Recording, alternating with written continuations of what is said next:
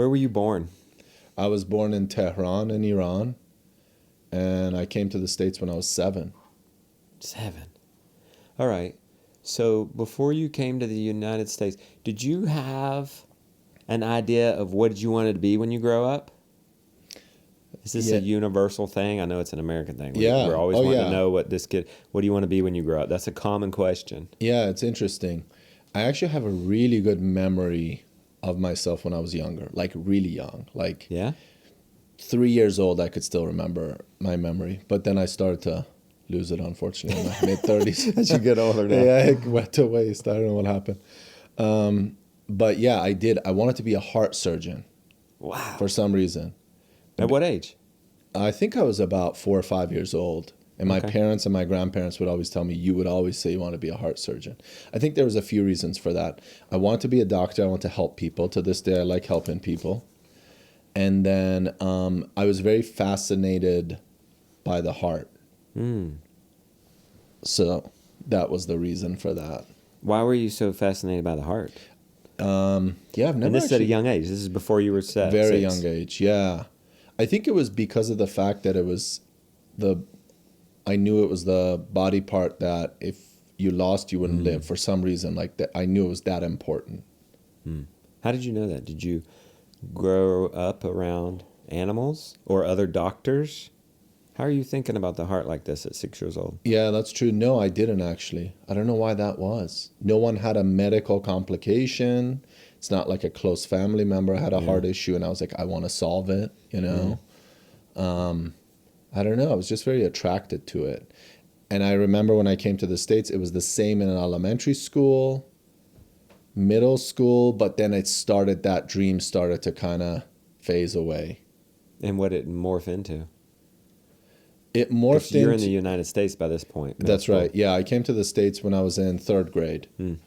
And the reason it actually started to phase away is I started to not do well in school. And the reason for that is when we came to the States, I was born in December of 1980. So my mom, what she did is she put me a year ahead. So when I came to the States, I spoke no English. And there was no ESOL the first 2 years of elementary school. So I didn't absorb anything. It wasn't until 5th or 6th grade I started to absorb when I started to get ESOL. What's ESOL? ESOL is it's like an education for language. It's still around in some of the public schools. Okay. It's a program by the state. You're learning English. You're learning English. It's like a period a day or something like that.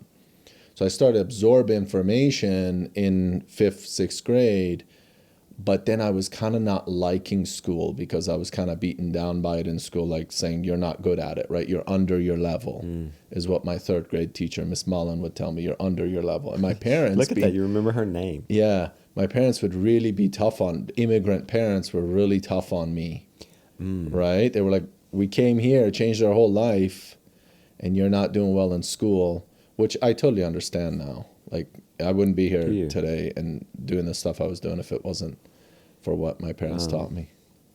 Why do you understand it? Why do you say understand it now? So at one point you resented it. Yeah, that definitely. Probably actually till I'm 41 now.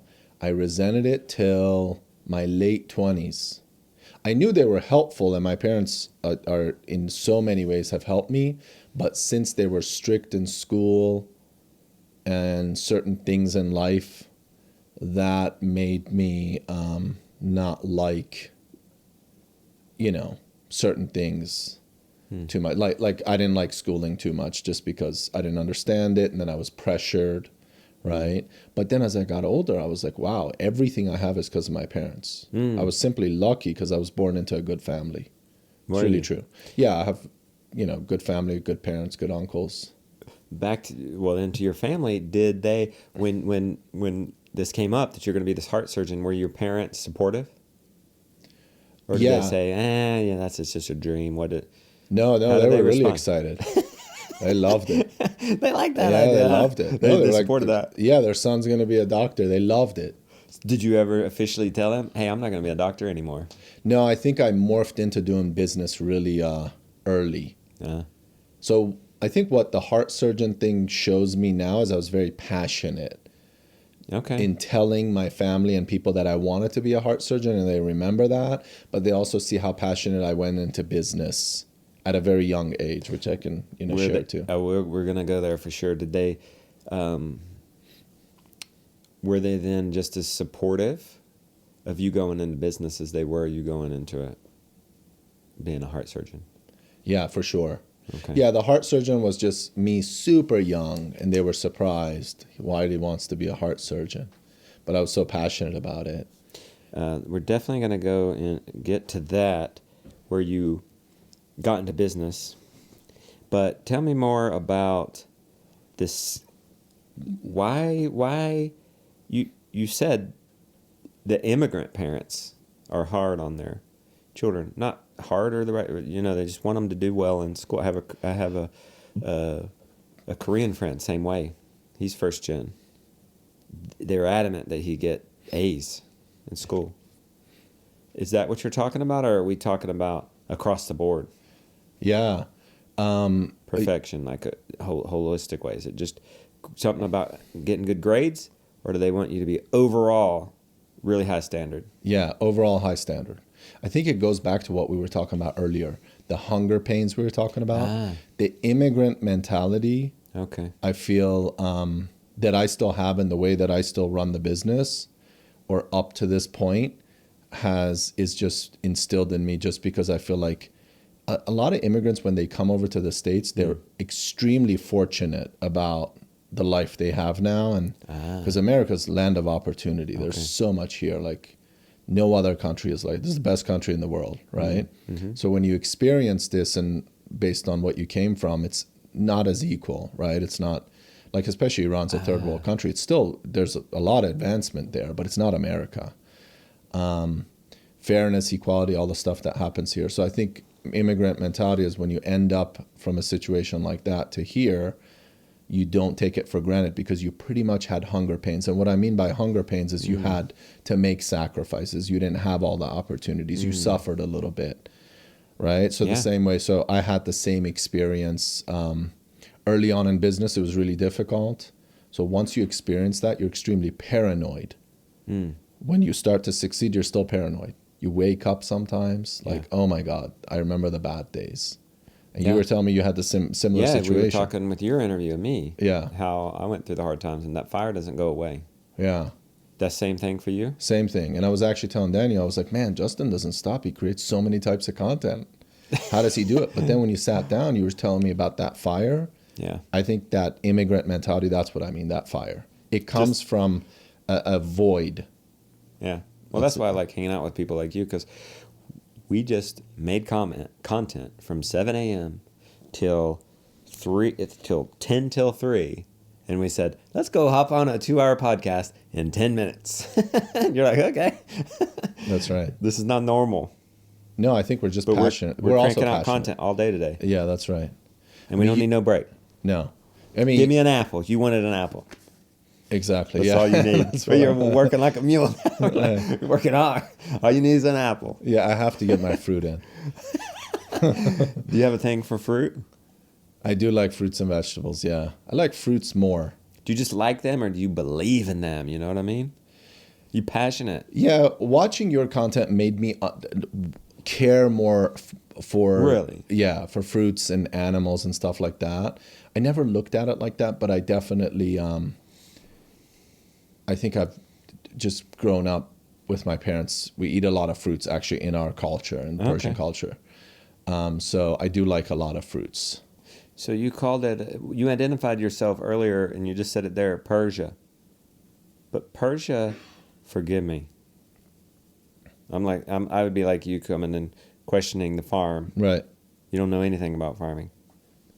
I don't know much about the Persian culture. So you didn't say, you said you were Persian. Yeah. You didn't say you were Iranian. Iranian. Yeah, you're right about that.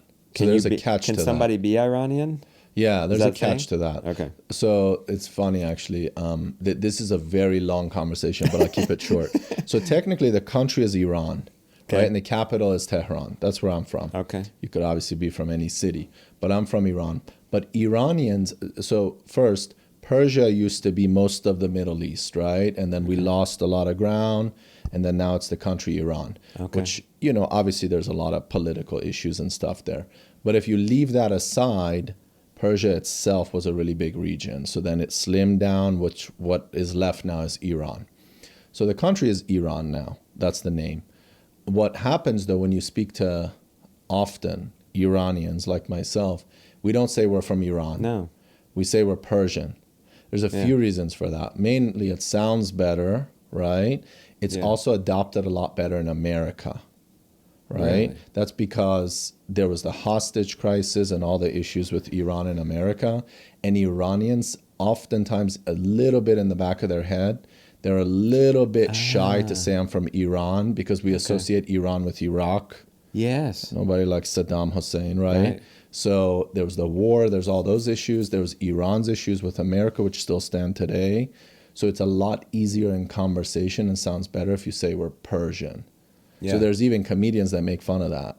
Oh, are Like, they? yeah, it's a very common thing. We say we're Persian, but we're really Iranian. Yeah, because when you said you're Persian, honestly, I think I thought, oh wait, there's no Persia.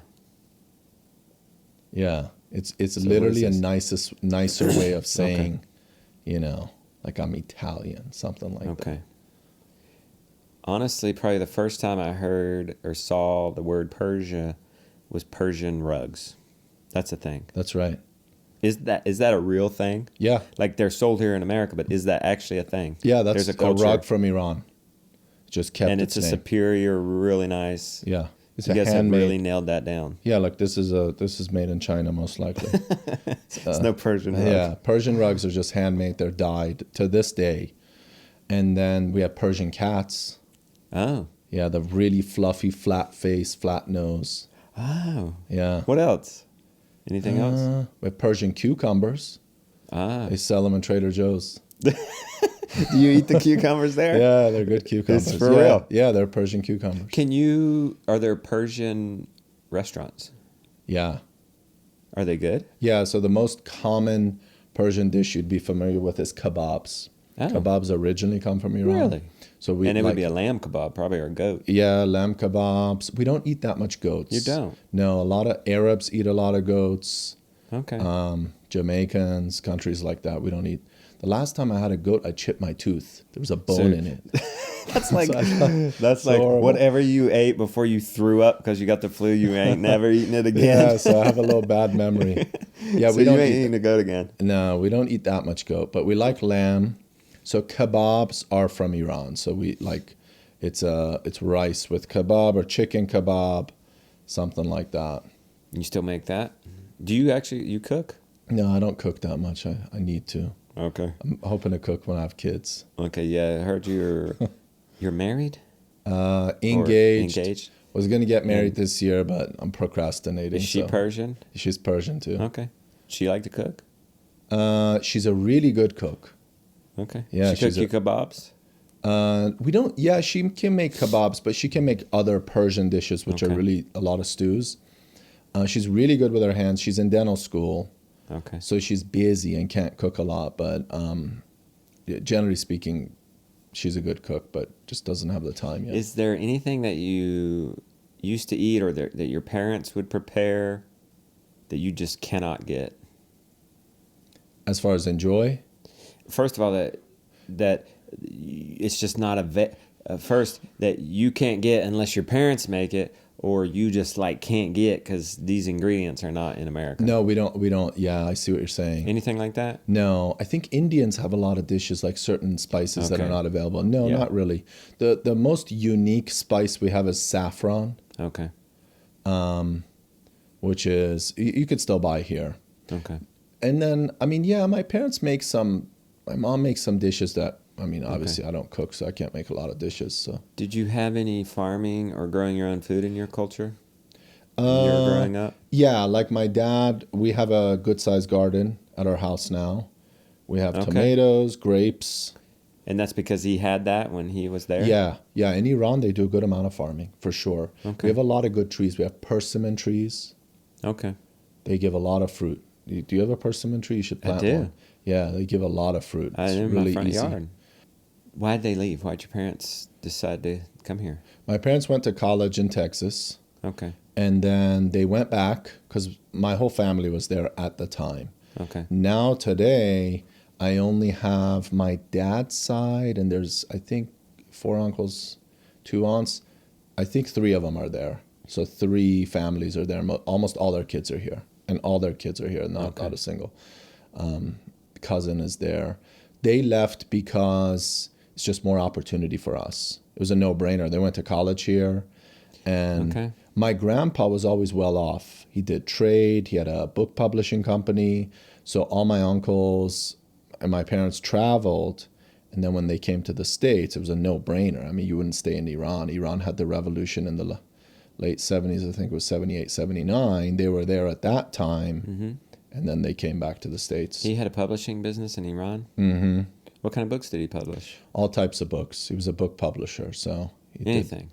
Yeah, I think it was 30 years. He had all types of books, yeah. And these were, what's the language? I think they were primarily in Farsi, but I'm sure he had English books. Okay. Yeah. So what was as a 6-year-old, we talked about your dreams. You were going to become this heart doctor. What were some of your fears? As a 6-year-old? Yeah. I mean, I hate to say it this way, what would you pee in the bed over? I mean, I had fears at 6. I was afraid, my grandpa died, and I peed blood soon after, and it was unrelated probably, and I was convinced I was going to die. So I would pray that I would live till Christmas. You got any fears like that? Yeah, good question. I was very fortunate that up to the point where I came to America, I had no fears. I was a very happy kid. I had a really good surrounding. I think the only fear that I can remember was schooling in Iran was really difficult. It was just not a good educational system because the country went through 2 big events. First, when you have a revolution and all the government changes, you got to start over. And that happened when I wasn't born yet. It happened in 78. I was born in 80. And then the government was extremely strict. The one that took over made women wear scarves and stuff, which they're still around. And then there was the Iran-Iraq war. That lasted 7 years. And I was there during that time. So that was a whole mess because there was a lack of medication, all that stuff. And the school system was not nice. It was very difficult. My brother's 4.5 years older than me, so he had much more experience in the school system, but that's what I remember. I remember the school system being extremely mean. The kids were mean. Teachers were mean? The teachers were mean, yeah. You talking about spankings? I don't remember. I do remember that we had heard of kids getting hit. I never got hit or anything like that. But yeah, there was the first 15 years after the Iranian Revolution, it was a very strict country. And I think my parents made the right choice for sure, leaving. Okay. So schooling was hard. That's what I remember. Yeah. Happy we got out of there. Yeah. Do you ever want to go back? Yeah, I went back. Actually, I definitely want to go back. I don't think there's any fears in going back. I haven't gone back because it takes so long. It's a complete time change. It's 8 hours. It's my second business. It's harder to travel now. COVID will be hard. That's right. Yeah. I haven't been back in 20 years. That's when I went back. I went back twice once we came. Your wife-to-be, does she want to go? Yeah, she has more family than me in a city on the east side. It's called Mashhad. So she went back, I think, 4 years ago. What's your heart language? What do you think in? Which language? I think in English. Do you pray? I do. What language do you pray in? I pray in English too. Okay. I can mix it with a little bit of Farsi, but I definitely, most of my thoughts are in English. Can you understand and speak Farsi? Yeah, fully. Your parents speak it to you? Yeah. You understand what I'm saying when I say heart language? Yeah. That would be a language you would pray in, think in, speak to your spouse in. Dream in. Dream? Yeah. You dreaming in Farsi? Yeah. No, I dream in English. 100%? Yeah. Most of it, I would say almost 100%, yeah. Why do you think this is? Just when I came at 7, I was still very young. I'd be curious what my Okay. brother would say, because he's How old four and was a he half. when he came? He was came, so he's 4.5, so he was 11 and 11, 12, yeah, 12. 11, 12. Yeah, for me, I mean, I was pretty much raised here, right? Yeah. Before Yeah. 7, I have really good memories, but I was very young. I don't remember much of schooling. I couldn't retain the information. Honestly, I don't remember that much of the schooling. I remember other memories, but Yeah. I don't remember learning much in the school system. And I think my parents knew that, and that's why we left. It was, like I said, like I think you have to see it to believe it. Like after a revolution, like there's not much infrastructure set up. Yeah. And I say this with 100% respect. You have a bit of an accent. Yeah, that's right. I think it's beautiful. Yeah. I think the Southern accent is beautiful. Have you ever picked? You can understand people, and then I think the Northern. You know what I'm talking about, right? Like if I have friends in New Hampshire, totally different sound. Yeah. Yeah, you have a little bit of an accent. You have a Yeah, nice accent. good. It's not, it's, I can still easily understand almost all accents in the States. I still have an accent, and I think the reason for that is Yeah. I picked up English a little bit later Yeah. because of the ESOL issues and just not learning the first few years. Mm-hmm. So you asked me earlier, did you have any struggles at 6? What did you worry about? Yeah. Go I'd say there. when I came to the States, the first 3 years up to about 7th grade was really difficult for me. Just like my parents came, we didn't have a lot of money, so I wore the same clothes overall. We had a few pairs of clothes. School was really strict. I had never been bullied. Kids pick on kids here more than they do in Iran. Over there, they'll just like slap you or hit you or something like that. Here, it's more like make fun of you. I don't remember such a thing in Iran, but it's just different cultures. And then, so I was bullied, and I think it was just more difficult just from the clothes you wear, and I didn't have nice clothes. I didn't have nice sneakers. And then I went to an elementary school that's also in a neighborhood that's very up and coming. So I think, I don't know if it's all kids or it's that elementary school, kids were definitely meaner. Because initially when I came, I went to a nicer neighborhood. We didn't end up living there. We couldn't get a house there. And the kids were nicer. But when I came to my elementary school, it was torture. You're talking about in America, then. Yeah, and in America, and because you were in a worse part of town. Yeah, not a nicer part of town. So, it's the low-income part of town. When you were in Iran, I say it. I'm used to saying Iran. I mean, I didn't know until today how you really say it. Iran. You were saying kids in Iran were bullies in the physical sense. Kids in America are bullies in the emotional sense, making fun, putting you down. Well, did you ever, because you're coming to America, this would have been in what years? I came in 89. Did you ever experience any real racism? Yeah, for sure. Because, and remember, a lot of this is in my personal opinion, right? Everyone can have different experiences as far as bullying and stuff like that. But when it comes to racism, yeah, for sure, things are very different in America now, even though you could watch TV and there's, a lot of what's happening in the media and stuff, right? Like Black Lives Matter and all that stuff. Yeah, when you say in America now, do you mean after 2020 or do you mean in America now 2000 to 2020? No, I mean in 2020, like when every decade is significant difference. So if you look at now, people still see racism. It's nothing compared to what it was, obviously, 30 years ago, right? So when I first came to America, go ahead. So in your experience, the racism situation is getting better. I definitely think it's getting better. I mean, there's other types of racism possibly coming out. That could be true. Okay. I'm not fully like studying racism or paying attention to that detail, but from what I see is, just looking at the news per se, I think it's getting better compared to what it was for me as an Iranian in the 80s, right? I came in 89, and I think the primary issue then was that the hostage crisis was, so basically what happened in Iran when the revolution, or this was after the revolution, I think, or no. So the first few years of the revolution, so it was I think it was 79 to 83, some within those years. So I was a few years old or just born. In Iran, they took over the embassy and then took the American workers there hostage for a while. I think it was a year. And we could look up the details. I don't remember. But it was a while, and that was really bad for Iranians in the States, or general in Iranians. So after that, we came to America 10 years after that. And my uncles, which were here during that time, it was a really bad time for Iranians. So that effect lasted all of 90s.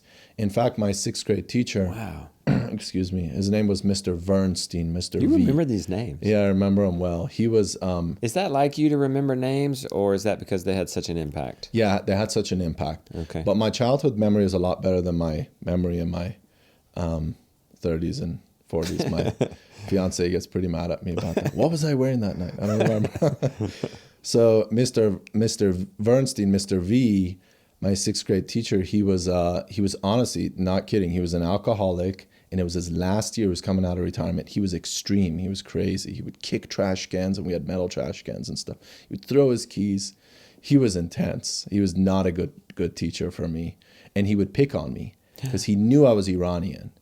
And he would say it in front of the class. Oh, no. Yeah, but that happened a couple times until I got to middle school, luckily. And like God came down and helped me, and like middle school was a lot easier. Who came and helped you? God. How did he help you? I don't know. I think just like the spotlight went off me, and I wasn't in such a spotlight. And elementary school was really difficult. I had really good teachers, though, besides Mr. V. I really did. I have a lot of respect for teachers because I always had really good teachers all the time. So you can't explain it. It had to be some higher thing. There's no other explanation Yeah, than help and from a divine. I think the classes were smaller. Okay. When you go into, now at that time, it was 7th and 8th grade was middle school, intermediate school, right? We call it middle school back then. Now it's 6, 7, 8. So we had no periods. So there was a lot more people in the schools. Elementary school, it's smaller classes. There's 20 people. And generally speaking, I wasn't the coolest guy. I didn't have nice clothes. I didn't speak the language. So I was picked on a lot 3rd, 4th, 5th, 6th grade. Because my teacher, then as I got older, going into those schools with more people, I just like kind of blended in, and it was easy. Because you were the only Persian in the school.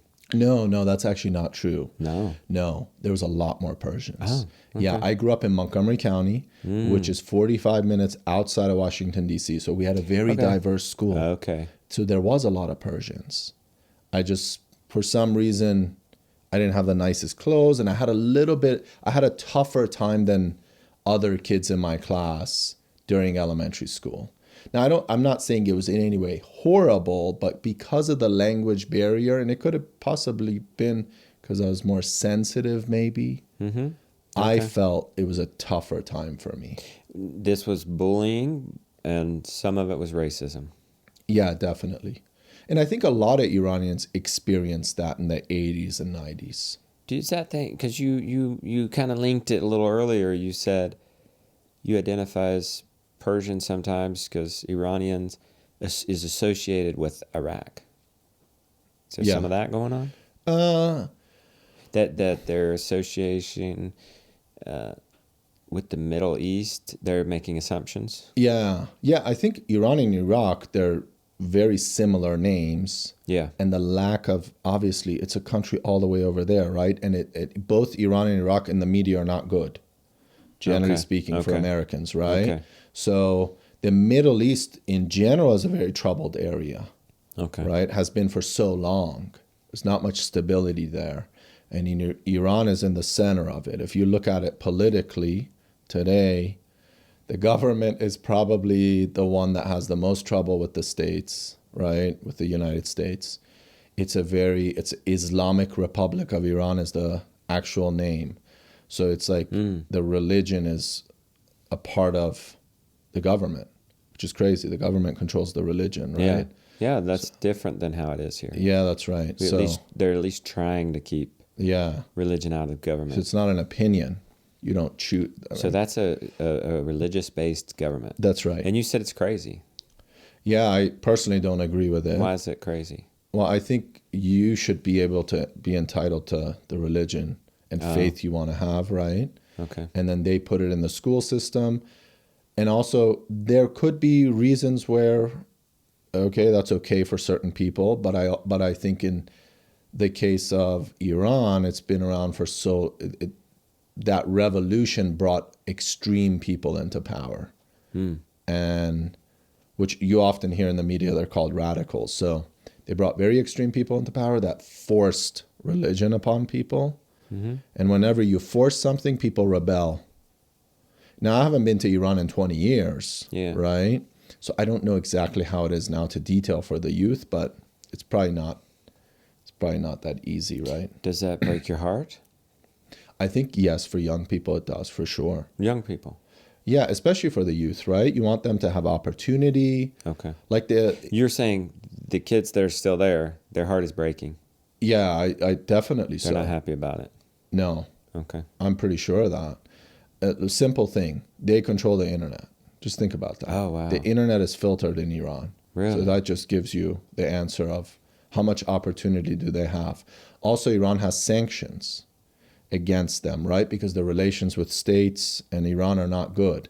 So they can't import, export things, right? Now, remember, the Iranian people are amazing people. They're great people. And they love Americans. If you go to Iran, they'll love you. Like the blonde hair, you're white, they love that. They'd really love my kids, all the blonde hair. Yeah, they love that. Heads. So in general, Iranians love Americans. We have no problem, right? And probably Iranians like, Americans like Iranians too. But obviously there's political challenges there that put restraint on the people in the country. I really like you, PJ. I appreciate You're that. the first Iranian, the internet said it's interchangeable, so is it? The what? The Iranian? Yeah. That doesn't Iranian, offend you. Iran, I like ran. That doesn't offend you? No, that doesn't. If I call you Iranian? No, I'm actually not offended easily, yeah. Okay. Well, that leads me to, I like you. You're the first Iranian I met, and I wouldn't see any reason. You're a wonderful representation of the people. I wish I could meet more of your people now. Thank you. You've been very kind and perceptive, and we've related on so many areas. That leads me then to, if I pick up on a accent, or just help me, or I see a different skin tone. Nowadays, I feel like, and maybe it's good because you don't want to offend or hurt anybody's feelings. How do you say, where are you from? How would I say where I'm from? and I can see how that might bother somebody, because if you ask an Asian or something, where are you from? Well, I'm from America. They can be American. You know what I mean? Yeah. You're an American now, right? Yeah, you can tell. I think when I asked you where you were from at first, I could pick up on a little accent. And I think you said Maryland. That's right. I said Maryland. Yeah. I told my friend Arun, who's very Indian. He's just, he's just from it. He still goes there like for 6 months at a time. And I say, Arun, when people start asking you where you're from, say Texas. Yeah. Just to throw them off a bit. So, yeah. Is that okay? Is that like, I'm very interested in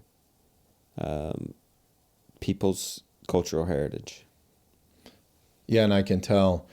I think nowadays, this is my personal opinion, people are could be offended easily, right? Yeah. Maybe, I don't know, maybe we're more sensitive towards people's feelings. I'm not an expert in that, so I don't know, but I'm not offended in any way. Yeah. Someone asks me, where are you from? Hey, you don't look American. Hey, why do you have dark features? I'll answer you. It doesn't bother me at all. That's what they say? They've said that to you before? Not to that extent, Okay. no. But even if they do, it doesn't bother me at all. So, you could call me American, Iranian American, American, Iranian, it doesn't make a difference. But I'm always curious about people's culture too, you know. So I guess In your heart, where are you from? Where's home? yeah, I would call myself Iranian American. Okay. Yeah, obviously I'm from Iran. I grew up there. My parents speak Farsi to me, right? And Farsi is the language. And then I have Iranian culture, right? I definitely have Iranian culture, Yeah. right? So, but I'm Iranian American. I'm an Iranian who's raised in America. And of course, I have more American culture and different habits that I've built. But to the core, I'm Iranian. I mean, it's my blood, it's my family, and certain cultures, those things that you kind of grew up with and your parents taught you, you can never really take away. What are some good habits that are the Persian culture that you maintained that aren't necessarily American, and what are some bad habits that you've forsaken? Yeah, from specifically from the Iranian culture. I think a lot of good. I mean, we're very family oriented. We have a really. I think we have good discipline. We're hard workers. And Americans are the same, right? I think we share a lot of common beliefs. Iranians really like Americans in general. Like if you go to Iran, again, as an American, the Iranians really enjoy that, meeting you. And then the food, the culture, I think, you know, the different things I've learned from it as far as the values like family, education, hard work, helping others, those things. And then what are things that I've kind of set aside? That's hard to say. I don't think anything in particular, to Are be you honest. going to be as tough on your kids as your parents were on you? That's a good question. I think about that often. I think kids now, especially around me, like my nephew and all my friends that I see, we grew up very different. They're growing up a lot different than I did. Like we grew up with first generation immigrants, right? Most of my close friends are first generation immigrants. So we came, even the ones, including my parents, that now are, you know, upper middle class per se. When they initially came, we all lived in small apartments. So for that reason, we had one toy, two toys. Now it's like everyone has everything, like around me, right? Where I'm growing up. So I think about that a lot. If I have kids and I remember myself, I have one toy, you know, would I value that differently if I had many toys? I would.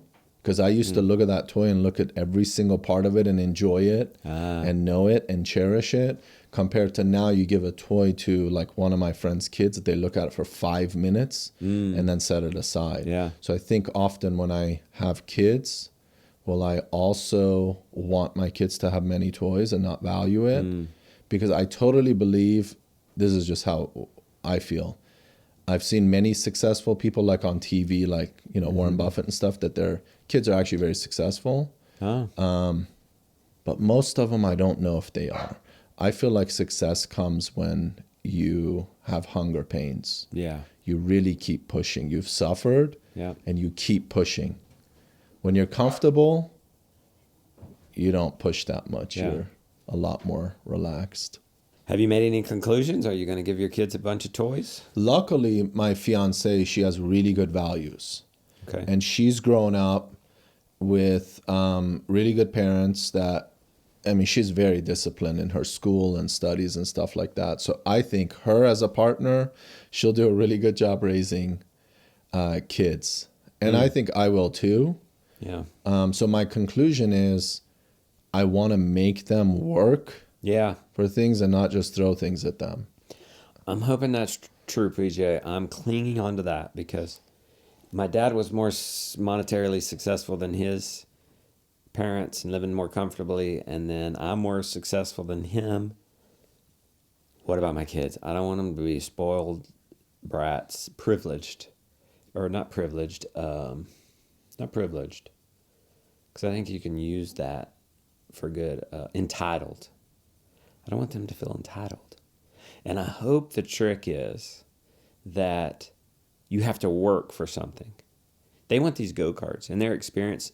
They're like $1,000+ but we're privileged in the sense that we've come across this business, and we even have this opportunity to give them. I don't think you're any lesser of a man or a woman because you've been presented an opportunity and you walk through that door, right? That would be stupid. That would be stupid to shush it away, you know? That's not what our forefathers would want, right? Because they can have a job, because our business is doing good, I'm hoping that's going to be enough. That then they've worked for it, and then just give it to them. They help with the videos. They help with the farm. Now you can buy the parts for the go-kart. Doesn't it make it sweeter? Like if you had to work to buy something, doesn't it make it sweeter when you get it? I think exactly what you're saying is I believe in that. Yeah. Making them work and then rewarding them. Yeah. And when you really instill good cultural values and beliefs at a young age, that sticks with them. Okay. So I think exactly what you're doing is ultimately the dream and what I want to do. So you're the role model. All right. I laugh because I'm only 43 and my kids are 14 to 1 year old, and we'll see. At this point, I'm still hoping. My 14-year-old has turned out fabulous. I look forward to the teen years because they're more productive, independent. We have better conversations. I don't dread the teen years. And so far, I was right. I haven't dreaded it. And I think what we're doing is saying, stay around. Here's a job. We would hope that you would stay around and be on the farm and build a house on the property or live in one of these houses. And I would always have a place for you. So hopefully creating that family culture is going to work. I agree. Don't know if I have any models on that, so we'll see. You mentioned earlier about how you really early on got into business. What were some of these first businesses and at what age? Yeah. The first way I earned money was mowing lawns. So I mowed lawns for my parents' home. Obviously, I didn't get paid for that. And then the guy across the street, I don't remember his name. I went to friends with his daughter, Media, so I still know her. He paid me $10 to mow his lawn, and he actually taught me how to do it because I was doing it like a vacuum. And then he's like, you need to go in lines. Yeah. So then I took that pretty seriously. I was about 13 years old, I think. And I had about 15 customers or so. Like not that year, the year after. So like, each lawn was $10 to $15 because we were in townhomes. And I did that till about 15. So 2 to 3 years, I did that every summer. I also went and shoveled snow during the winter. And I saved a few $1,000s. Actually, I was always really good at that. I saved money. Till this day, I'm like that. I believe I follow this rule. It's called pay yourself first. So you get paid, you set it aside, you put it in the bank.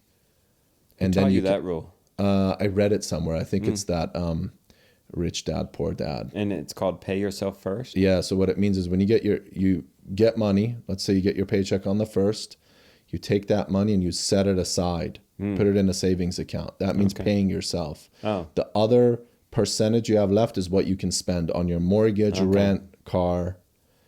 And I've always actually, and I'll get to that, we'll get to saving money, but back to the question, I did that by mowing lawns, and I did a good job, and I made good money. Then I became a lifeguard because you could get an official job and a work permit in Montgomery County or Maryland as a lifeguard when I was 15. And I did that, and I worked 2 summers, and then I went to, then I got into computers, which is a whole nother story. That's probably going to lead to the UScreen thing eventually. But first, how did you save money when you were mowing these lawns? Yeah. What were you saving the money for? Yeah, that's good. My dad, one thing, he taught me many things, but one of the things that always stuck with me, he did a really good job, is you got to save your money. You can't just make $10 and go spend it. He taught me that the first time I made $1. And that always stuck with me. Me and my brother a little bit rebelled against that because all our friends would spend money. Yeah. They would get $10 and go to the movies. They go to the movies and spend $10, or they'd buy a little remote. You'd fall into that sometimes? No, not a lot. We just felt bad about spending money. Would they make fun of you because you didn't spend money? Not really, because we didn't have a lot of money to spend. But yeah, they could be like, hey, you know, why were you? Okay. Why don't you buy this remote control car? And be like, oh, my dad won't let me. Something like that. So it never became an issue. But I did. I saved money. I saved good money. I think when I was 15, I had a few $1,000. I did do one thing, and I rebelled. Because my dad was pretty strict. And I've always, since I was, I think, about 8, 9 years old, at first, I loved bicycles. I like anything with 2 wheels. But that leads me to motorcycles. I've always been a huge motorcycle fan. Oh. Yeah, huge. So I would get like the road and track magazines, and I've always liked sport bikes. Just the way they look, it just for me it was always, to this day, I love cars. I like racing a lot, but motorcycles is my number one. And so I did rebel. I did something fun. I had a few $1,000 and I went and I paid $300 for a 1988 Kawasaki KTM 100. So it was a 100cc 2-cycle. It was loud too, really small pipe. And I started riding that thing around the neighborhood, just flying. And it had gears, had 4 or 5 gears. And I rode that. And then my parents found out 3-4 months later. I started being a troublemaker in my early teens. What did they do? Take it away from you? I sat down. My dad was really reasonable. My mom too. I sat down. I talked to them because I was hiding it behind my friend's house and paying them rent. I was paying them like $10 or something a month, and we were 15. To let you park your motorcycle. Yeah, and then the neighbors, the kids started talking that Pejman has a motorcycle. What'd you say? Pejman. That's my full name. Pejman. Pejman. Yeah, Pejman. But you go by PJ. Yeah. Pejman. Did I just butcher it? No, Pejman. You said it right. Okay. Yeah, so my parents call me Pejman. Pejman's got a motorcycle. Yeah. And then the name, the reason I changed the name is a funny story. I'll come back to that. You can remind me. But yeah, they found out, they heard I had a motorcycle. Okay. And they were worried. No parents like their kids to have a motorcycle. So they called me out on it, and I sat down and talked to them, and they let me bring it to the garage. Wow. And then I rode it for a while. Then it got like a year. I rode it every weekend or so. It eventually got a flat tire, and we didn't fix it, and we gave it to, I think, a neighbor or something. He was moving, and he had a U-Haul, and we gave it to him. You're still saving money. What are you saving money? Well, that was in your mind, that was not a wise expense. What was the first wise thing you purchased with your saved money? Yeah, good question. No, that was a really wise expense. Oh, I love that motorcycle. You did. Yeah. You don't regret that. And I had saved a good amount of money, and I spent $300 on a motorcycle. No, that was an amazing expense. What was the next one, I used? I think the next one was my brother had a passed down car. It was a Pontiac 6000. Okay. I think that was 1987. And I bought that from him for $500. That was the next car expense. I was 17. So you're saving money just buying cars. Yeah, so then I bought a car. Okay. And then 2-3 years later, I bought his other car because the Pontiac, I think it broke down or something. Man, all these kids going to the movie theater. Psst, you got a motorcycle, man. Who's the cool kid now? Yeah. You're paying rent to a buddy to hide your motorcycle. You had to be the coolest kid. Yeah, most of my friends were getting cars passed down to them. Just their parents had an old car, they get a car. I had to pay for my car. No. I mean, that meant you took better care of it. Yeah, I took better care of it. I did all the oil changes. That meant you were happier. I was happier, yeah. All right. You wanted me... we'll get to your name story in a second, but what car are you driving now? What car are you happy to drive around now? So now I have what year is it? What you drive up in here, a Land Rover? No, it's a 2011. It's a G 550. It's a Daniel's Why are you laughing smiling? Because Daniel's laughing and he finds that car. It's a funny car because it's a G wagon. That's what does that they mean? call I it, don't a get it. wagon. I have no idea. Why are you laughing, Daniel? It's what Kim Kardashian drives. Yeah, That's it's what like a gangster car or something. Oh, you got you a gangster. The thing He's with not gangster. But the reason it's not for me a Kim Kardashian car, Persians do like G-Wagons. He's right. The rich All right. Persians in Beverly Hills. Oh, I'm okay. not one of those. But the reason it's, first of all, it's not a expensive car because it's 10 years old, 11 years old, and it's actually a very well built car. It's a true truck on a frame. And it's got a really powerful engine. So you see, I like cars. Well, did you, when you were 6, and the Persians have these G-Wagons, and that's the arrival, did you ever imagine that you would be there one day? Yeah, I think, when I was young, I always knew I would have a business. Yeah? And I had a dream that I always would build a big business for some reason. All right, what's a big business in your mind when you were dreaming? Yeah, for me, when I started to get into tech, that's the time Microsoft started to boom, and I got my Microsoft certification. So successful big businesses were always Bill Gates and stuff, but they're way above what I will ever be, right? You're talking about thousands of employees. Yeah. Or at least something successful. I'm not like irrational, right? I think UScreen's a really good business today. I think you have 115 employees. Yeah, we have about 125, 130, something like that now, 130. But I think UScreen's also at the beginning of its journey. It really is. Yeah. And I can talk about that. But yeah, we can go there. That's not a small business anymore. I don't know what defines a small business. Maybe 1 to 10 employees. Yeah. No, it's not a small business in any way. Big business. It's not mega. It's not Amazon or Walmart or Microsoft. But yeah. Like, I would say it's no. Okay, let's put it this way. Do you know all their names, the 115 employees? 130 employees. Oh, it's 130.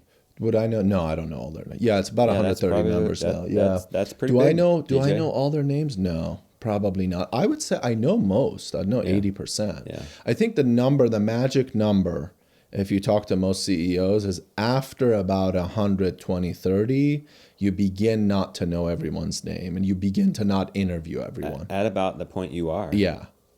Is that a good thing or a bad thing? I think there's definitely pros and cons. Yeah. When you want to think bigger and build a bigger business, there's no way to know everyone's name. Yeah. And you have to let your managers do their jobs or else you'll never grow the business. I get it, man. Hope everybody listening gets it. Did you find that there's a difficulty in tripling? Like going all of a sudden, it's okay to be solo and then you hire one other person and you're good, but then when you hire that third person, it's weird and a hard transition. And then it happens again at 9 and then at whatever, 36 or whatever it is. Yeah. Is there some truth in that? Is there some difficulty on a certain level of numbers? Yeah, I don't know if I would say it's so linear, like it's 10, 20, 30. Yeah. I think there's some really pivotal moments where you go from 1 to having 2, 3, and you're like, okay, there's a few people working for me, but you're still handling a lot of responsibility. Yeah. And then even the 10, 20 range, you're giving up more responsibility, but then it reaches a point where you're like, you got to completely let them do their thing. Yeah. And that's a very big change. You're CEO of UScreen, which is the platform we use to host Abundance Plus, to host this. We use your service to make that happen. You're the CEO. Are you also the owner? Yeah. Are you the only owner? Yeah, I technically founded the company. Okay. And then our co-founder joined 18 months later. There's obviously other shareholders in the company. You do sell shares. We do sell shares. And you say obviously. Why is it obvious? Well, we don't sell shares. You can get equity based on your level. Why would it be obvious? Is there a certain point where you have so many employees that then you're going to have shares? Oh, no. You know what I mean? No, the way you get shares is based on seniority. Okay. Just certain levels. Okay. Like director level and above would get. And these are shares that people could sell? You could technically sell it on a private market, but UScreen's getting to the point where we will transition into a C Corp. Okay. And then possibly look at investment. Oh, it's not that kind of share yet. It's like more like if you wanted to get out, you would sell your share to the partners. Yeah. Okay. Yeah, it's equity shares. It's still shares. It's appreciation rights. Goodness. But it's very different with an LLC compared to a C Corp. When you knew you were going to have a big business one day, I'm guessing you weren't thinking, hooray, I'm looking forward to figuring out shares and managing bunches of employees. Why did you want a big business? Yeah, like the shares aspect and all the processes and all that comes naturally. That's not a big change. I think for me, Justin, it wasn't so much the big business. It was, I always like helping people. Yeah. I've always liked that. And I get that from my dad, my mom too. And I know when you give someone a job, you give them something they feel entitled to and it satisfies them. So that is a way of helping people, Yeah. right? Especially if they have a job they enjoy and they can build something. So that's the way I see it. So the first way is, if you were to ask me, what's your ultimate goal? I want to help people. If I could Yeah. make a lot of money, I would help people. I would eventually probably give away most of my money. And I would enable people by not just giving money to foundations, but doing specific things. Yeah, we've been saying the best way to help somebody, we're talking about our own kids, is to have them work for it. That's right. So in a way, by giving 130 people jobs, you're doing one of the best things possible. Exactly. So that's the way I They're see earning it. their money. Yeah. Can you sleep at night? Do you ever think, oh my goodness, 130 families are dependent on me and the success of this business? Do you sleep well at night? Yeah, I don't not, if I have any stress, it's just overall business things that come up, not the fact that will these 130 people get their paycheck, right? Because there's obviously revenue coming in and it's a Okay. it's a calculated approach. Okay. Unless there's a catastrophe or something, which then everybody would be affected Yeah. per se. The internet shuts That down. makes sense. You know, So, something like that. do you okay, so how did you did UScreen already exist and you buy in and come in, or is that also your invention? Yeah, Your no, idea? I started UScreen from my previous company. I had a web hosting Okay. company, Okay. like a GoDaddy competitor. Oh, but nice. GoDaddy wasn't around when I So started. you bought you hosted domains. I first hosted domains Sold domains. in 2003. And then I started a web hosting company because my brother was doing freelance graphic design. He had a graphic design company. It was just himself. And he needed somewhere to host these websites. So he was like, come host these websites. Okay. And I was like, what is web hosting? That doesn't sound fun. And then I started hosting his sites. I put a website up and he helped me put it up. And we started to get some phone calls. And that Was it fun? Yeah, that was fun. I enjoyed the moment I got my first call. I loved Okay. it. All right. Yeah, and there's a whole story on how I did that. And I got fired on my job at the time. That ultimately led me to have that company for almost 14 years. And then I launched UScreen because I saw the need to sell digital goods, streaming goods. I had You did. What you saw the need? Where'd you see that need? I had customers that were selling DVDs Ah. that were like, hey, can I stream these DVDs? And I was like, why don't you just put it on YouTube? This is 2013. We started in late 14. We had the idea. And Wow. literally like early 15, we started to launch You beta. say this was 2013, so definitive. I guess that you're saying that because YouTube was just getting started. That's like right. 2010-ish. That's YouTube right. was getting there, right? Yep. And when I started to see that need, I picked up the phone, Googled fitness DVDs. Oh. And I called 15, 20, and I also Googled kids DVDs. I focused on these. I called 15, 20 different companies Okay. easily. And I was like, would you ever sell videos? Would you want to stream your videos and sell them? And then I started asking my friends. They didn't even know what streaming meant, did they? They did, but it was very early. Okay. What'd they say? Well, the friends that I talked to, they were like, yeah, I think I subscribe to Netflix. I would definitely pay for content. Oh, I bought a course a month ago. And some people would be like, no, why would I do that? Watch it free on YouTube. But I knew that content creation is not easy. And eventually all these people that make videos will eventually want to put them behind a paywall. And You knew also, that. How'd you know that? I knew that because I knew just video was difficult. I had a hunch that would eventually happen. Oh, because it's too hard to make a video and not eventually- get paid for it. It's not Exactly. sustainable. That's right. Eventually people will want to. And You knew DVDs were going to die? Yeah, that was already happening. It was already out the DVDs were door. dying. They were already Blockbuster dying. was still around?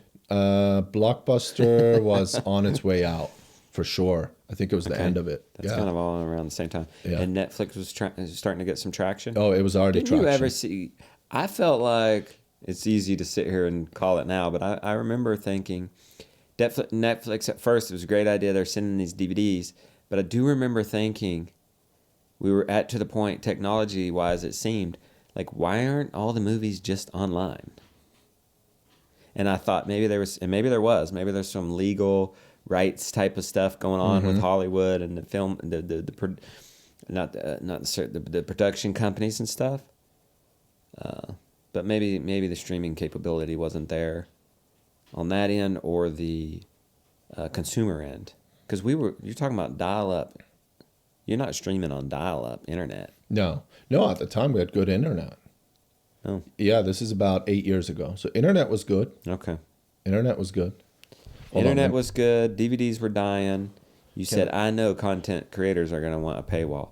Better than YouTube, like monetization possibilities. You knew that? For sure.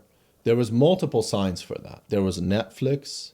There was the fact that people already had membership sites. Okay. There was membership sites. Yeah, I was one of them. There was also very smaller, at the time everyone was small, right? Competitors that were already doing paywall type content. One of them is Gumroads. They're still around. Yeah. And then another one which Vimeo bought, and eventually Vimeo has the service today. They bought a company called VHX. That's what Vimeo OTT is today.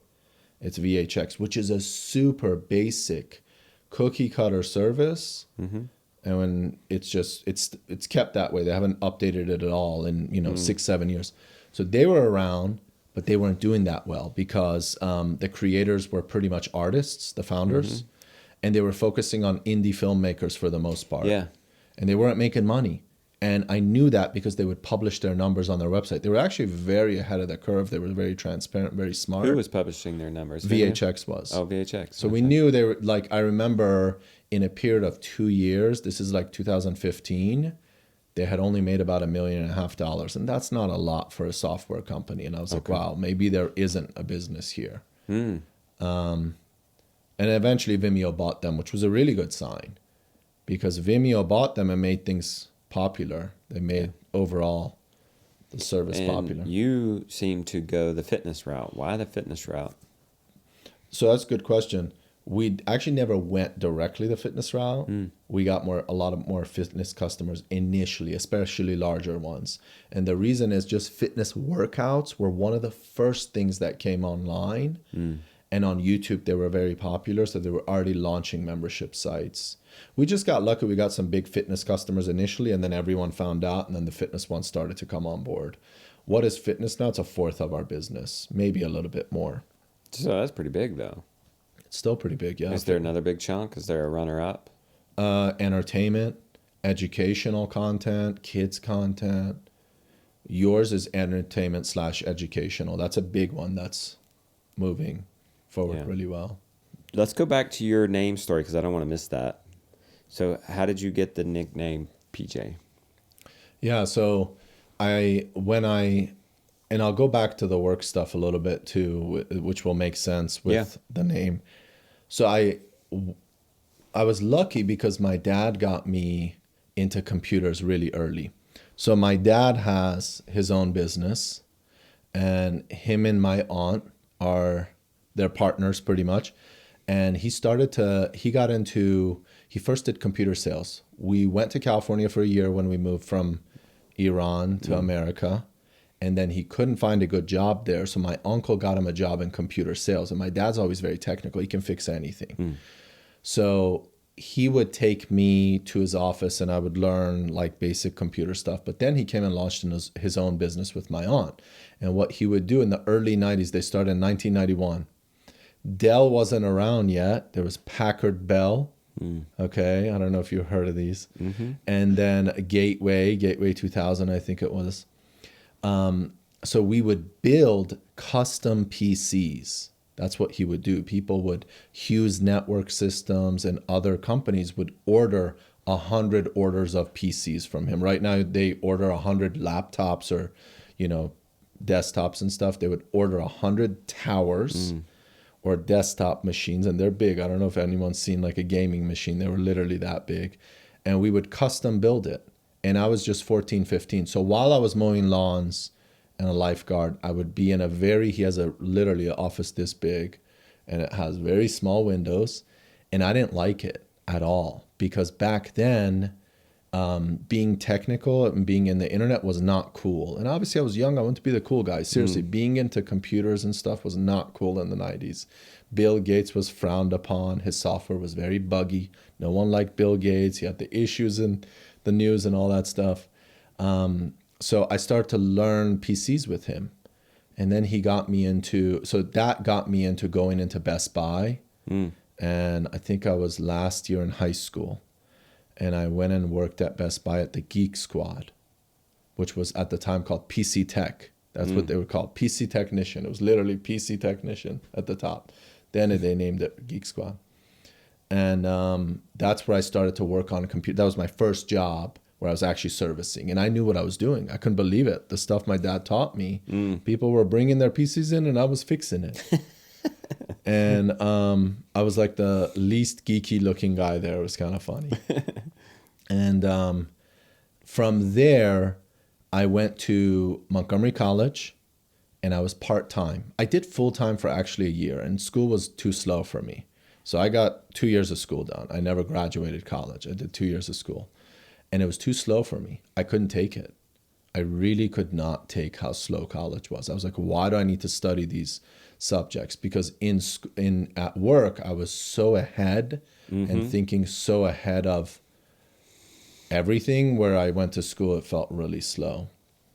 So just fast forwarding and then to the name situation in a moment, as I began to work on more cool projects, I got my Microsoft certification. Then I eventually got my CCNA, which is Cisco Certified Network Associate. And I was only 19, 20. And I was making really good money.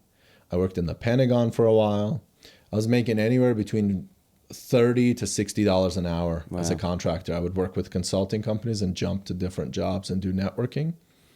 And as I went from Best Buy to these different contracts within those 2-3 years, 18, 19, 20 years old, 21, I started to see my name being butchered big time, because I have a tough name. And I wasn't offended in any way. It didn't bother me. What are some of the butcherings? Can you remember? It was just hard to say. Okay. When they ask you to spell it, so you'd walk into a meeting, you'd walk into an interview. Yeah, it's hard to say. How many times do you say it? So one day it just clicked. I was like, man, this is a real showstopper. This is really bugging me. So I just named it to PJ. It was either Peter or PJ. And I just named it, and it clicked, and I stuck with it. I've questioned in the last few years, not in the last 3 years, before that, if I should go back to my original name. But then I'm like, no, everyone knows me as PJ. I'll just leave it. PJ is so easy to remember. It's so easy. Yeah. So I kind of struggled with it. I was like, man, am I selling out here? I'm like not using my real name. That's like not cool. How long did you struggle with that? A little bit, not a lot. It came back to me like 5 years ago. Then I was like, as I got older, I started to rethink things. Then I was like, whatever, it's not a big deal. What does your spouse call you? She calls me by my full name. All my family calls me by my full name. If they call me PJ, I think it's weird. Most think they're making fun of me or something. Yeah. Well, that's probably what's your name again? Pejman. Pejman. That's a common name? That is in the Persian culture? Yeah, it's not a common name. It's a unique name. Not a name. Yeah. I do really like the name. It's a But they're nice going to have name. an easier time remembering that. They've heard that name. Oh, yeah. I've never heard that name. Yeah, the thing with my name, Pejman, is Je is not a character English has. Doesn't have Je. That's the character. And in Iran, it's not used a lot either. So it's a very unique name. Okay. What does it mean? I forgot what it means. Yeah. We'll have to look that up. You mentioned... Which is, I think, a bad thing. I don't remember what my name is. But, I don't think it has the most beautiful meaning, to be honest. It means something like subtle or subtlety or something like that around that. So it's not the most beautiful meaning. because Okay. I'm no way subtle. No, I'm just kidding. But I don't know. Well, You guys be the judge. I want to go here, and I hope we have time to get back to the business things. But you mentioned God earlier in the podcast. Is that Allah? Yeah, Is so that that's the Muslim God? yeah, so a good question. It's not the Muslim God for me. Mm. So obviously I was grown up Islam, And you right? say obviously because you grew up in a government state Right. that was Islam. Yeah. So So most people are Islamic there. yeah, that's right. Yeah, Okay. it's the Islamic. All So right. exactly. So the religion of that region is primarily Islam. For me, I luckily, because of my dad, and I'm proud of it because it's been helpful for me, I do have faith and I believe in God. I believe in a bigger being. Mm-hmm. I don't sit there and dissect the details of the prophets, of the specifics. I just believe in a greater being and I have a connection with that, with God. And Okay. I keep that and I pray and I have faith. And for me, it's a simple peace and it's a connection and it's a bond. Wow. Even if I don't, like if people start asking me details, I don't know the answers. It's just within me. I don't know how to answer it. Is it, So I don't go that far into religion. There's something intriguing about what you said as a base. I've been running across Catholics lately, and that's not how I was raised, but they have this sense of base, this something that the bigger that they're revolving around their life around that intrigues me. So how do you take your faith into business? Do you? I think, yeah, my faith You said follows. you pray. Do you ever pray about making decisions, or what do you pray about? Yeah, I think it's with me all the time Okay. on every decision or most decisions or anything significant. So yeah, it's part of my life. You seem to have a peace about you. You don't seem too worked up. Is this true, Daniel? Daniel, you share hotels with rooms with him. Daniel's Is he seen another peaceful side guy? of me. Yeah, He says yes. peaceful. Yeah, he's just joking. You don't seem too stressed out. I mean, He gets stressed. this okay. No, I get stressed. Okay, so Oh, you're yeah. stressed. What are you stressed out about right now? I think so. What am I stressed out about now? I couldn't.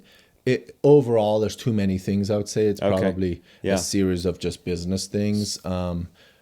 But I would characterize myself. You said a peaceful guy. I would characterize myself in a few ways. One is I oftentimes come off very serious. I'm Yeah. actually not that Okay. serious. Okay. Yeah. When I get comfortable with people, they're like, "Who is this guy?" He's a goofball. Do you like the question is, do you like the movie Nacho Libre?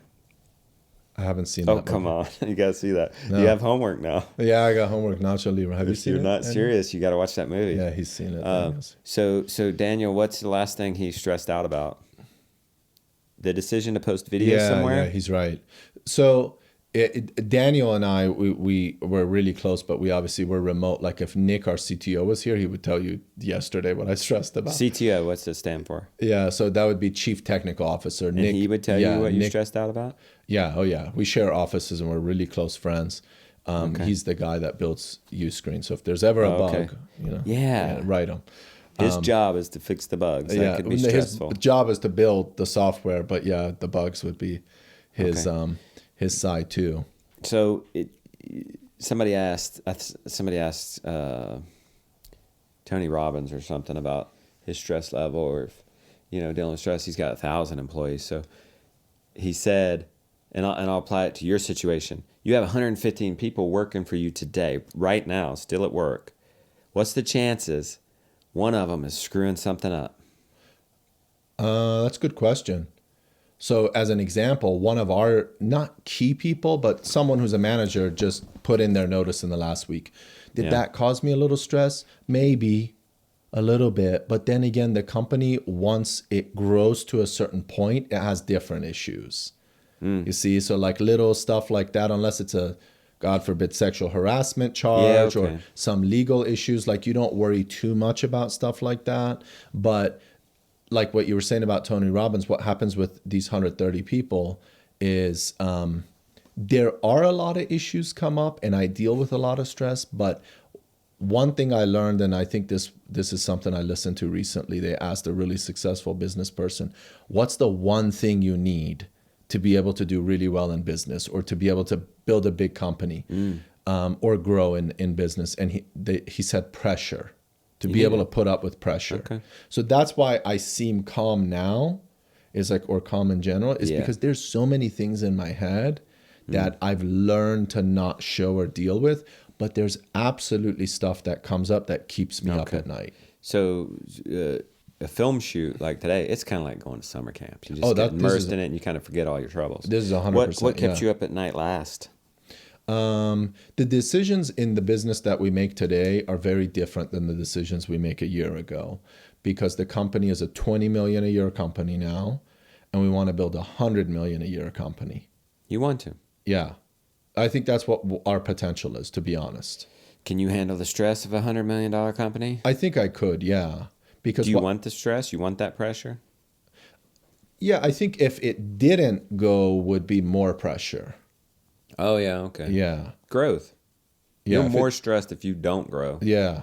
That's where the stress comes in. Well, let me ask you this, because I'm asking this from my own perspective and my own, I've read the book Hatching Twitter. Have you ever read that? Yeah. The Twitter story. If you read the Netflix story, the Airbnb story, the Airbnb one's not as dramatic as the Twitter one, but it's like vicious and all time consuming, and they have no other life. Mm-hmm. Is that you? Do you have no other life? Yeah, that's how it is now. Your life is UScreen. But I've always been like this. And you like this? Yeah, business is a part of my life, and I think about it all the time. Okay. But I love it and enjoy it, and it doesn't like take away from me being able to live my life. I still enjoy it.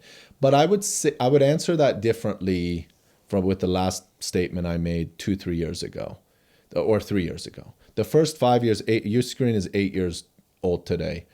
The first 5 years was not fun. It took most of my time, if not all, and it was a lot of pressure, and it was the pressure of not making it.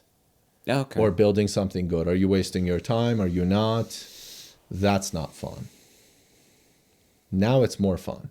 And the reason, so you're asking, hey, you're 20, you want to be 100. Do you want to deal with that stress? I would say the stress would be more if we don't grow. That's where I stress. How can I get it to 100? Because I think that's totally what we're capable of, and also what the market can support. There will be many more content creators. You have plenty of opportunity to grow, in my opinion. You know what gives me hope?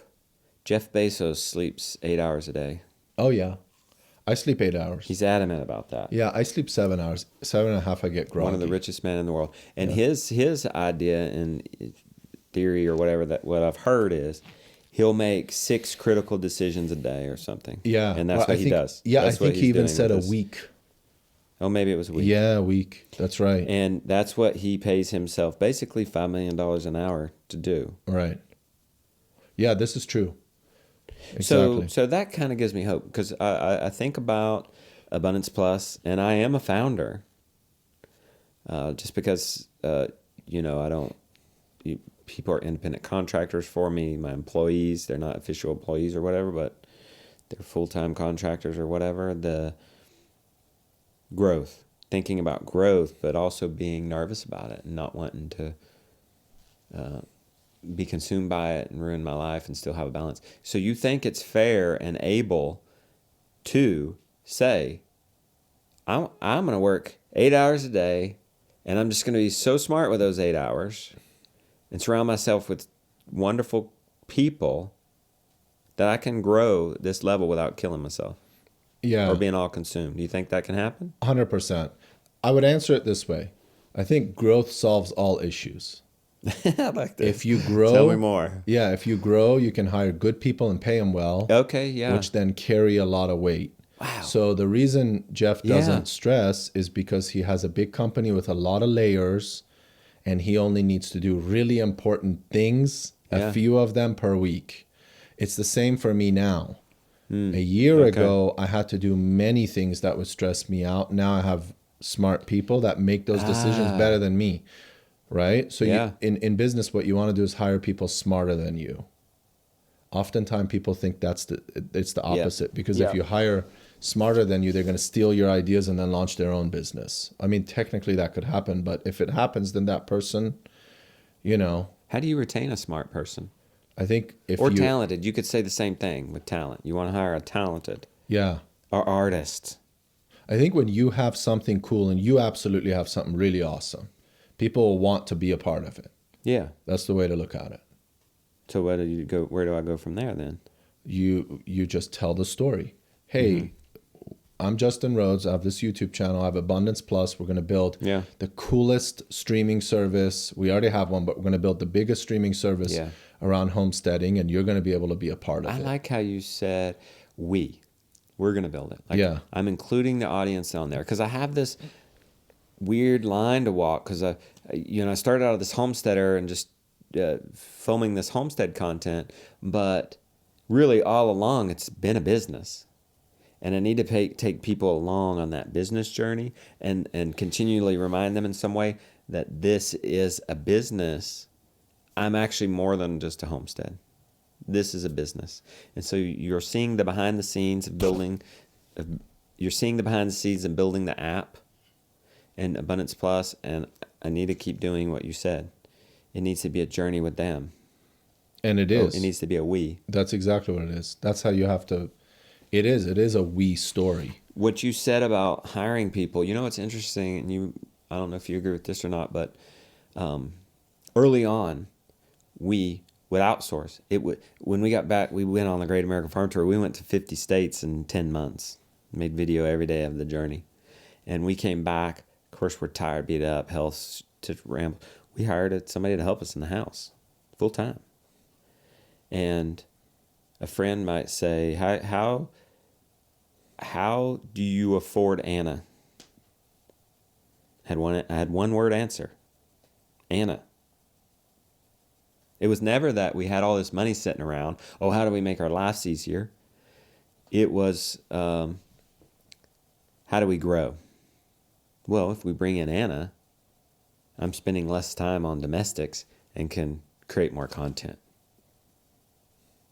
Do you agree with that? Or do you get to a safe spot and have extra money and then hire somebody? No, you have to start to delegate early on to be able to make more Before time. you even have the money. Yeah, when quality goes down and then you're doing too many things. Yeah, okay. Yeah, I mean, I wish I did it earlier. There's many times I've delegated I've heard early. that too many times. That's why I did it early. Yeah. And the many times I did it early, but then other things I didn't do early. Like when the pandemic happened, I was buried and I was doing sales, I was doing onboarding. I should have brought... Why did the pandemic bury you? Just because of demand. I mean, so many things shut down. Your demand went up. Yeah, everyone wanted to stream videos. We were, I think, we were a critical part of helping people reach their audience. When I was coming on. Well, that was, a year ago I came on with you guys. Yeah. But you had it all under control by then. Mm-hmm. You had met the demand. Yeah. Okay. So you have to, delegate quickly. So your situation was the business was growing and you just couldn't you couldn't keep up with it anymore. That's right. I wish I delegated sooner. Yeah. Well, what are you going to delegate next? There's a lot more to delegate as far as bringing in key people to man different parts of the business, like finance, for example, or HR. Even my time, like I need some type of assistant to help with some of the core things that I need to do at the business, right? Yeah. With my scheduling, calendar and all that. But I'm pretty efficient, I would say. I think for us, the challenges lie in getting good people in now to do the things we need to do because we see the opportunity, we have the vision. It's really an execution play. From your perspective, you're seeing a lot of people like me putting content there and growing. From your perspective, what's the best way I can double? If my goal is to double every year, how can I double this year, 2022? Yeah, that's a good question. I would say I would do more of what works, right? Yeah. So if you see a certain type of content gaining more traction, I would do more of that. Mm-hmm. I'd probably lean into Abundance Plus a little bit more as well. Mm-hmm. So it's not in any way, you're not advertising it more, but you're offering more valued content. Yeah. Could be mentioning it a little bit more, but you're putting more content on there. Yeah. Because I think the barrier for people to subscribe to a streaming service is non-existent anymore. No one has a problem with it. And you see that already. And Yeah. YouTube is your top of the funnel awareness. Here's what I do. So I would continue to nourish that content down to the platform. Like you said, the goal of doubling the subscribers. I think you absolutely can double it. I think you can reach 100,000 subscribers. Yeah. I think that's totally How possible. soon? I have 14,000. Yeah, I think you can double this year. Yeah. Okay. As long as you lean into it more. You continue to grow YouTube. You continue Yeah. to mention and put more content onto Abundance Plus that brings people there for value, like you're doing. Yeah, like Exactly. like this show. Exactly. So you're seeing that as more content is the secret, because then there's something more. Which is it? Which is it? That I have something more to promote that's fresh, or I'm making people happy that are already in Abundance Plus? I think both for sure. Yeah, I got to get people watching it, talking about it offline. And now, more than ever, they can say, go to Abundance Plus. Exactly. And somebody could Google that and find out how to get That's it. You don't have exactly to what's say happening. abundanceplus.com. They could go to the app and get Abundance Plus. So just that helped us grow significantly. That's 'Cause exactly. before, I had no real way to tell how to people. It was members.abundantpermaculture.com. Like, that's not, Yeah. hey, go check this out. One of the ways you can look at it is the pandemic has caused so many people to come online, and you're only a year into it. Yeah. You're a year into. There's no way. I mean, you should consider 2-3 years from now you're going to be at 50,000 subs. That's I mean, true. That's encouraging. I We're mean, just you're a baby. year into it. That's not a lot of time. Yeah. I've noticed one thing. Let's see if we have time. Yeah. I've noticed one thing. Free trial. Pitching the free trial. It almost works better to not pitch the free trial. I found more success with just pitching the sign up. I don't know if homesteaders are weary of free trials or worn out by them or what, but what do you see? What do you see the trend going? That the free trials are working for other creators or not? Yeah, good question. For competitive spaces like fitness, free trials are good. Okay. People can give it a test because they're like, oh, there's so many fitness. Okay, yeah. But for someone like you, Yeah, they there's know who you nothing. are. They just want to subscribe. They're going to make a decision. Yeah. What's this service? Oh, okay. Premium content, no ads, other shows. Let me buy. Well, your perspective on this, I'm putting out 5 videos a week on YouTube. Everybody whoever meets me at a meetup, that's where they found me. But I had a friend, Rory Feig, he's starting to pull his YouTube content because he wants to put all his community in one area that he has more control of. There is something sweet and precious about that. But then there also is the heartbreak of maybe missing out on somebody that just simply can't afford it. And to be honest with you, if somebody emails us or reaches out, oh, I'm a single parent, here, we give them a free ride. We even one of my best sales videos was, it was called Rip Me Off. And I did a whole video about how you could consume my Abundance Plus for free. You could sign up for the 7-day trial. You could get a scholarship. And that ended up creating more. That was like one of the best. I didn't really intend that. I really wanted to communicate that, hey, if you can't afford this, you can get in there. So where's the balance there? You may not know the answer, but what's your idea for the balance in that people can consume this free content versus, maybe I'm putting more of it behind a paywall?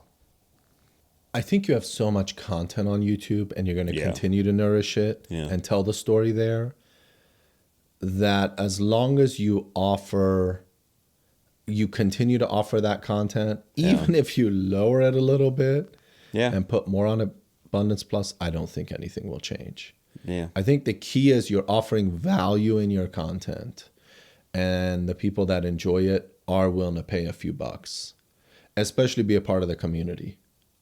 Yeah. I was excited to hear when you said you're putting more community features on UScreen because, right now people can comment, but